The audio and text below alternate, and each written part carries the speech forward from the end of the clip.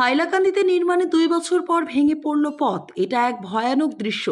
পথের মধ্যে সৃষ্টি হয়েছে বিরাট গর্ত এবং এর মধ্যে দিয়ে পারাপার করছে ছোট ছোট ছাত্রছাত্রীরা।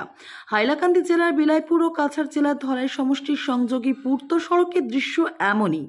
এই পথে 10% এলাকা হাইলাকান্দি জেলাতে এবং বাকি 90% ধলাই সমষ্টি। এই ধলাই সমষ্টি থেকে রাজ্য বিধানসভায় প্রতিনিধিত্ব করেছিলেন বর্তমানে শিলচর লোকসভার সমষ্টির সাংসদ পরিমল শুক্লবৈদ্য।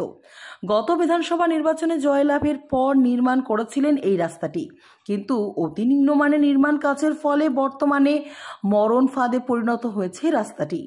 নির্মাণে মাত্র 2 বছর পর নিয়েছে এমন রূপ। 13 কিলোমিটার দৈর্ঘ্যের এই রাস্তাটি বিভিন্ন স্থানে ভেঙে পড়েছে, ফলে রাস্তার উপরে সৃষ্টি হয়েছে বিশাল বড় বড় গর্তের। প্রতিদিন হাজার হাজার মানুষ জীবনের ঝুঁকি নিয়ে এই রাস্তাতে আসা যাওয়া করছে। বিশেষ করে ছোট ছোট স্কুলের ছাত্রছাত্রীরা এই রাস্তা পারাপার করতে জীবনের ঝুঁকি নিচ্ছে।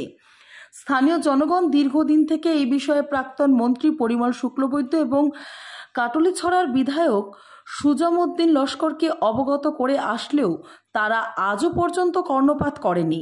স্থানীয় জনগণ এই রাস্তার এমন অবস্থার জন্য রাজ্য সরকার ও মুখ্যমন্ত্রীর দৃষ্টি আকর্ষণ করেছেন। ব্যুরো রিপোর্ট, নিউজ অবিকল।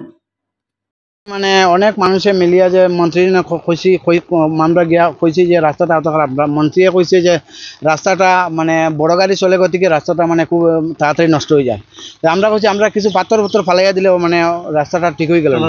চলা আমরা আপাতত চলতে পারি না, তো বহুত কষ্ট। বাচ্চা স্কুলে নিয়ে কান্দ করিয়া লইয়া যাইতে লাগে, পার করে। আপনারা দেখছেন তো কিরকম অবস্থা রাস্তাটা, কিন্তু তারা কোনো পদক্ষেপ নেয় না এই রাস্তাটা লাগি।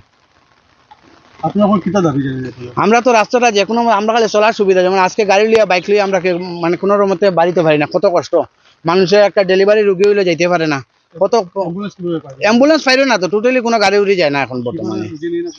আমরা তো এখন তো বইয়া নিতে লাগে, খান্দে করিয়া বইয়া নিতে লাগে। তো স্কুলের স্টুডেন্ট পার করিয়া দিয়ে আমরা খান্দ করে বাচ্চা নিয়ে দিয়া, আবার টাইম হইলে স্কুল টাইম হইলেও আবার ছুটি হইলে আমরা খান্দ করে বাচ্চা আনলাম, ওরকম অবস্থায় আছি আমরা।